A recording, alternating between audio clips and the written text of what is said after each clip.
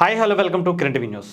Megastar Chiranjeevi గారు అప్పటి నుంచి ఇప్పటి వరకు రికార్డుల వేట కొనసాగిస్తూనే ఉన్నారు.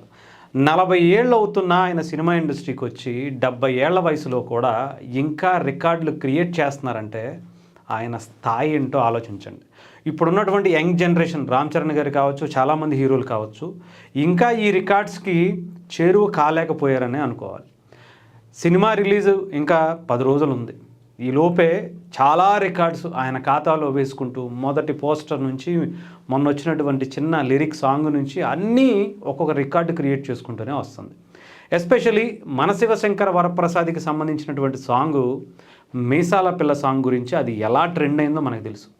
అసలు ఏ సోషల్ మీడియా ప్లాట్ఫామ్ తీసుకున్నా, అది వాట్సాప్పా, ఇన్స్టాగ్రామా, అసలు మన దేశంలో లేనటువంటి టిక్టాక్లో కూడా మన తెలుగు వెర్షన్ అయినటువంటి మన శివశంకర్ వరప్రసాద్లో మీసాల పిల్ల సాంగ్ అక్కడ కూడా ట్రెండ్ అవుతుందంటే బాస్ క్రేజ్ ఏంటో అర్థం చేసుకోండి.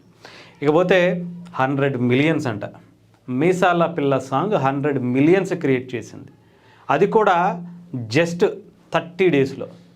ఇప్పటి వరకు సంవత్సరాల తరబడి చాలామంది ఇంతకన్నా పెద్ద గొప్ప రికార్డులు ఉన్నాయి. విన్ రామ్ చరణ్ గారి చికిరి చికిరి సాంగే 150 మిలియన్స్కి పైగా వ్యూస్ సాధించింది. కానీ తెలుగు వెర్షన్ మాత్రమే చిరంజీవి గారు మాత్రం 100 మిలియన్స్ తక్కువ డేస్లో ఇంత ఫాస్టెస్ట్ వ్యూస్ని సాధించినటువంటి రికార్డు మాత్రం చిరంజీవి గారి ఖాతాలోనే ఉంది.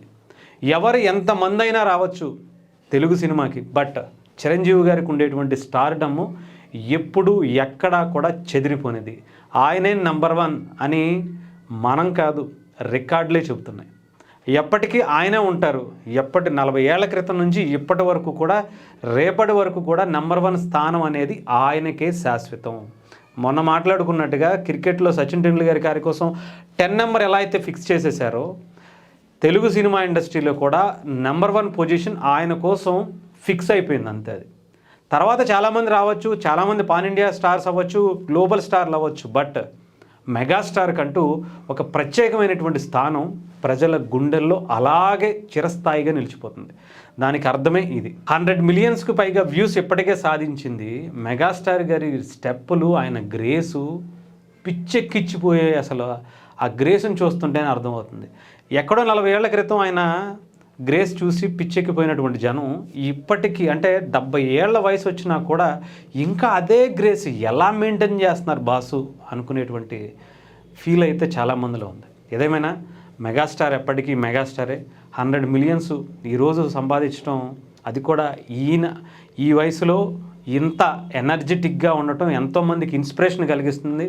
మాలాంటి వాళ్ళమే ఇంకా ఇంత యంగ్గా కనిపించలేకపోతున్నామేమో అనిపిస్తుంది. అంతలా గ్రేస్గా కనీసం ఒక స్టెప్ కూడా వేయలేమేమో అనిపించేటువంటి ఆ బాస్కి మాత్రమే సొంతమైనటువంటి ఆ మేనరిజం, ఆ స్టైలు, ఆ గ్రేసు. హ్యాట్స్ ఆఫ్ బాస్ మీకు.